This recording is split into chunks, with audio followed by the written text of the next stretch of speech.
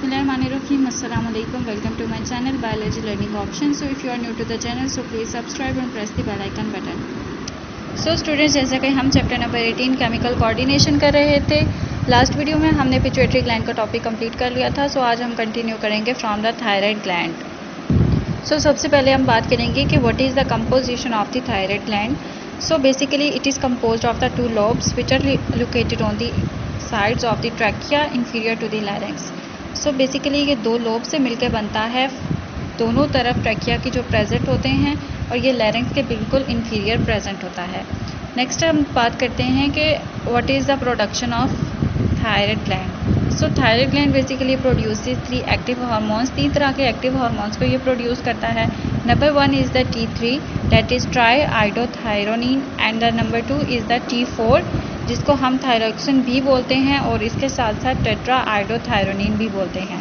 Number 3 पे हमारे पास आ जाता है कैल्सीटोनिन. अब हमने बात की कि हम इनको आइडोथायरोनिन बोल रहे हैं. T3 एंड T4 ये हम किस बेसिस पे बोल रहे हैं. बेसिकली T3 एंड T4 हम इसको इसलिए कहते हैं क्योंकि इसके अंदर हमारे पास आयोडीन हार्मोन्स प्रेजेंट होते हैं.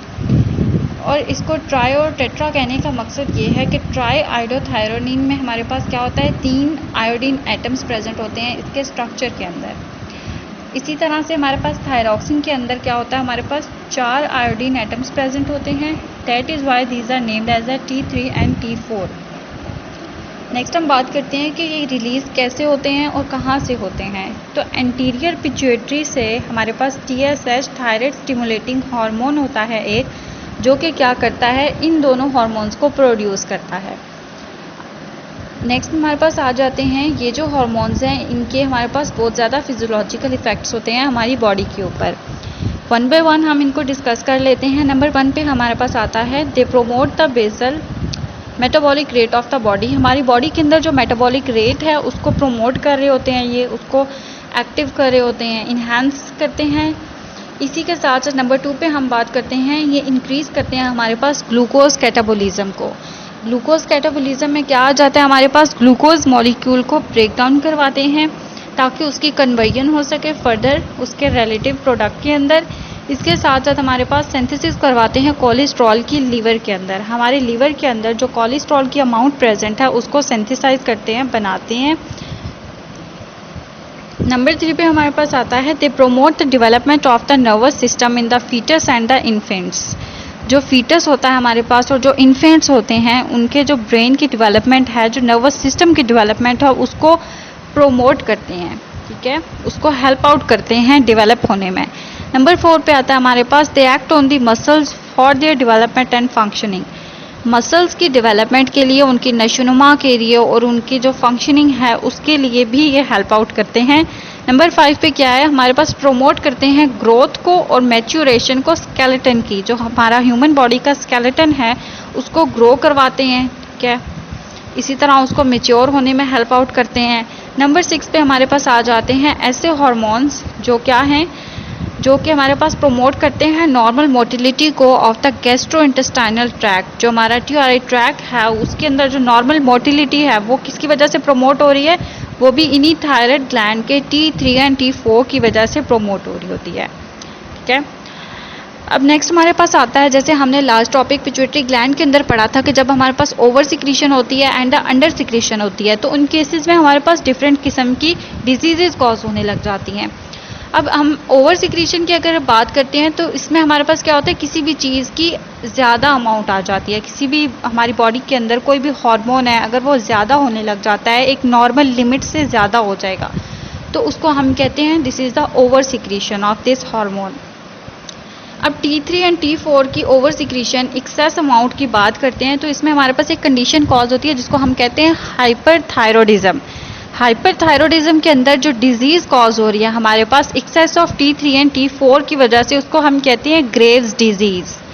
इसी तरह से अगर हम अंडर सिक्रीशन की बात करते हैं, ठीक है, अंडर सिक्रीशन मीन्स कोई भी जो हमारे पास हार्मोन है अपने रिक्वायर्ड अमाउंट से कम में प्रेजेंट है. ठीक है, उसकी रिक्वायर्ड अमाउंट नहीं है, उससे कम अमाउंट प्रेजेंट है, तो that is called as the under secretion.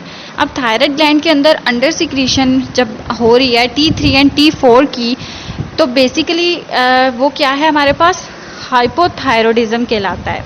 अब हाइपोथायरॉयडिज्म मेनली तो ये कहा जाता है कि थायरॉक्सिन के अंडर सिक्रीशन की वजह से होता है, लेकिन कुछ ऐसी अमाउंट्स हैं जो इसके अंदर अगर हमारे पास डाइट के अंदर आयोडीन की डेफिशिएंसी हो जाती है तो उसकी वजह से भी हाइपोथायरॉयडिज्म कॉज हो जाता है।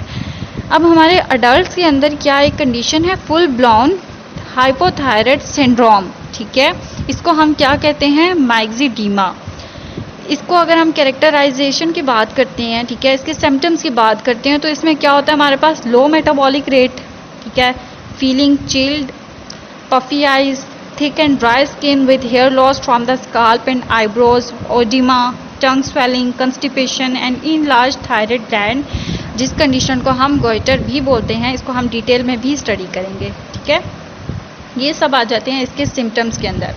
नेक्स्ट आता है हमारे पास, अगर तो कंजेनिटल अंडर सिक्रीशन है हमारे पास हमारी बॉडी के अंदर थायराइड ग्लैंड की, तो इसमें क्या होता है, हमारे पास एक स्वेयर कंडीशन कॉज हो जाती है हाइपोथायरॉयडिज्म की।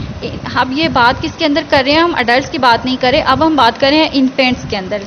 लास्ट हमने बात की थी जो हमने मैक्सिडीमा की बात की थी, वो हमारे पास अडल्ट्स के अंदर सिचुएशन आ रही थी, डिजीज़ कॉज हो रही थी।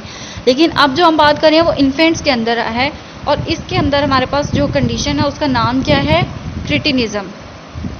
इसको हम कैरेक्टराइज की बात अगर करें तो इसमें क्या सिम्टम्स है हमारे पास, एक तो है मेंटल रिटार्डेशन हो रही है, ठीक है, जो मेंटली ग्रोथ है वो कम हो रही है। इसके साथ साथ जो पुअर फिजिकल ग्रोथ है, ग्रोथ भी ठीक से नहीं हो रही। इसके साथ साथ हमारे पास डिसप्रोपोर्शनेट बॉडी साइज है हमारे पास। नेक्स्ट आता है हमारे पास bone maturation and puberty are severely delayed and infertility is common. ये तीनों चीज़ें भी हमारे पास बहुत ज़्यादा डिलेड होती हैं और जो इनफर्टिलिटी है वो बहुत कॉमन हो चुकी है। इसके बाद आ जाते हैं नेक्स्ट टॉपिक पे जो कि है कैल्सिटोनिन, ठीक है। कैल्सिटोनिन जो था हमारे पास, हमने कहा 3 तरह के एक्टिव हार्मोन्स प्रेजेंट होते हैं। T3 T4 को हमने डिस्कस कर लिया, जो लास्ट वन है वो हमारे पास कैल्सिटोनिन। कैल्सिटोनिन के अंदर हमारे पास क्या होता है, हमारे पास एक्सेसिव अमाउंट होती है कैल्शियम की। हमारे पास ब्लड के अंदर कैल्शियम लेवल बहुत ज़्यादा एक्सेस अमाउंट में प्रेजेंट होता है। अब हम बात करें कि ये स्टिमुलेट कैसे होता है, कैल्सिटोनिन को स्टिमुलेट कौन करवा रहा है, ठीक है, कैल्सिटोनिन करवा रहा है हमारे पास कैल्शियम लेवल को, ठीक है, इंक्रीज करवा रहा है हमारे ब्लड के अंदर। कैल्सिटोनिन के रिलीज की वजह से ही हम अगर ये कहें कि हमारी बॉडी के अंदर जो ब्लड है उसके अंदर कैल्शियम लेवल इंक्रीज हो रहा है तो ये ज़्यादा ठीक रहेगा। इसके अलावा अगर हम बात करते हैं कि अगर यहाँ पर डिक्लाइन हो, मतलब कम हो जाए अगर हमारे पास ब्लड के अंदर कैल्शियम लेवल को, तो जो कैल्सिटोनिन है इसकी सिक्रीशन इनहिबिट होने लग जाएगी। अब जो कैल्सिटोनिन है इसके फंक्शंस हैं, ठीक है, जो फंक्शन है वो क्या है हमारे पास कि हमारी बॉडी के अंदर जो बोन्स हैं, बोन्स के अंदर हमारे पास एक बोन मैट्रिक्स प्रेजेंट होता है, उसके अंदर क्या करती है, कैल्शियम को डिपॉजिट करवाती है, इस लेवल को इंक्रीज करवा रही होती है। इसी के बरक्स हम बात कर लें अगर कि इनहिबिट क्या करवाता है, कैल्सिटोनिन की हम बात करें कि कैल्सिटोनिन क्या चीज़ इनहिबिट करवा रहा है, तो ये हमारे पास क्या करता है, कैल्शियम की जो एब्जॉर्प्शन है उसको इनहिबिट करवाएगा।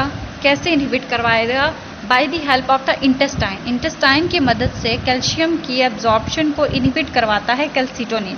इसी के साथ साथ हमारे पास क्या करता है, एंड डिक्रीजेज इट्स रीअब्जॉर्प्शन, और इसकी रीअब्जॉर्प्शन जो हमारे पास एक प्रोसेस है पूरा किडनीज के थ्रू, किडनी फिल्ट्रेशन के थ्रू रीअब्जॉर्ब करवाता है, उसको ये डिक्रीज कर देती है by the kidney tubules allowing it's excretion in the urine.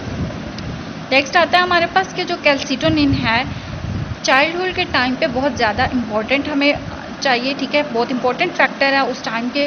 क्यों इम्पोर्टेंट है, क्योंकि हमारे पास जो स्केलेटन है हमारा बहुत ग्रो कर रहा होता है क्विकली, ठीक है, और जो बोन्स हैं हमारे पास वो ड्रामेटिकली चेंज हो रही होती हैं in the mass, size and the shape. इन तीनों में बहुत ड्रामेटिकली चेंजेस हमारे पास आ रहे होते हैं हमारी बॉडी के अंदर।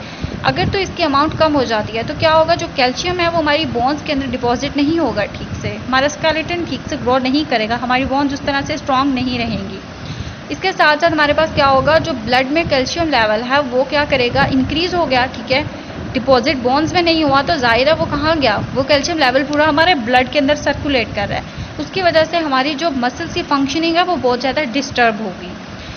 इसके साथ जो हमारा नर्वस सिस्टम है उसकी भी फंक्शनिंग बहुत ज़्यादा डिस्टर्ब होने लग जाएगी। एट लास्ट हमारे पास क्या होगा कि ये जो कैल्शियम की लेवल है हमारे पास ब्लड के अंदर बहुत ज़्यादा इंक्रीज होने लग गया, इसकी वजह से हमारी किडनीज़ के अंदर डिफरेंट काइंड ऑफ स्टोन्स पैदा होने लग जाएंगे।